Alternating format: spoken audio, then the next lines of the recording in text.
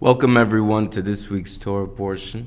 This week's Torah portion is Shoftim, which in Hebrew means judges. It's found in Deuteronomy chapter 16. We begin. Moses instructs the Jewish people to appoint judges, that wherever they may be living, in any city they are, they should have judges and law enforcement officers, and to pursue justice no matter where the Jews are. And these judges have to give their judgment without any favoritism or corruption and bribery. And they have to be examined in the proper way. They have to comb through all the evidence and make sure they do proper investigation. There has to be a minimum of 2 witnesses in conviction of any punishment that these judges administer. Now, in every single generation following the generation of Moses and the Jews in the desert, there's going to be rabbis who will be entrusted. These are the top rabbis of the generation. And they will be entrusted of applying the laws of the Torah to every situation that arises. For example, these days we have technology. So you need the rabbis to tell us how to apply the laws of the Torah to modern day technology or medicine. And whatever the rabbis decide, you shouldn't disobey what they say, as long as they have ordainment as rabbis, which goes from generation to generation back to Moses.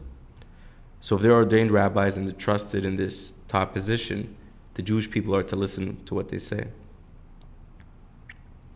Now, in this Torah portion, we also discuss the prohibition of sorcery and idolatry. Something interesting, which is a little bit different, is the criteria for a king. How do you appoint a king? How is a king supposed to act? Another interesting topic, we have the cities of refuge. If someone commits manslaughter and a relative of the victim wants to avenge the blood of their loved one, and he wants to kill this person who committed the manslaughter, and he's chasing him and trying to find him, this person who committed the manslaughter can run away to a special place called the city of refuge. And there was a few of them in this city. He was protected. I guess these days you can compare it to witness protection, that over there in the city of refuge, no one was able to harm him. Now, we also discussed the different laws of the battles, of the wars the Jewish people will fight. What is a criteria to go to war with the city? What peace negotiations do you have to do first? When you come into the city, you're not allowed to just cut down a fruit tree, because something which has value, like a fruit tree, we don't cut down. And the Torah says the famous passage, because a man is a tree of the field. And obviously, there's many explanations. A man, the more he nurtures himself, the more the fruits that come out of his labor. When it's a small seed, we have to make sure that it's properly taken care of so that it grows to be a beautiful tree. Who goes to war? Some people are exempt from going to war. If someone is in their first year of marriage, they're exempt from going to war. Until today, there's many Jewish people that for the first year of marriage, they will try to devote most of their time to making their wife happy and to spending time with her, as opposed to later on, they're busy with their endeavors.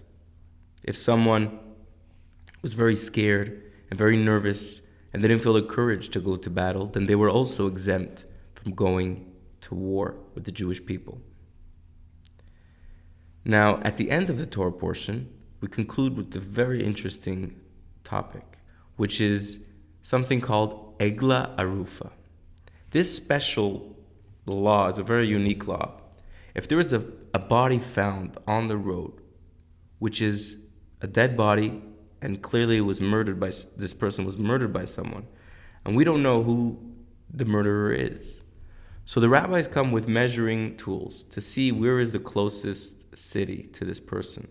And they have the responsibility to do the special mitzvah, the special commandment of burying this person. And this law teaches us something unique, that it's not only important the rabbis to act once things have happened and to decide the law, but also we want to see where is this body closest to. You could see also based on the direction where he's headed. Where was he coming from? Where was the perpetrator coming from? From which city did it happen? Because that's important. Maybe we could have prevented such a thing from happening if there was proper security in place. So these are all very interesting topics we're discussing in this week's Torah portion. And I hope you all enjoy, and I hope you all have a wonderful week. Thank you all for coming and watching. Take care.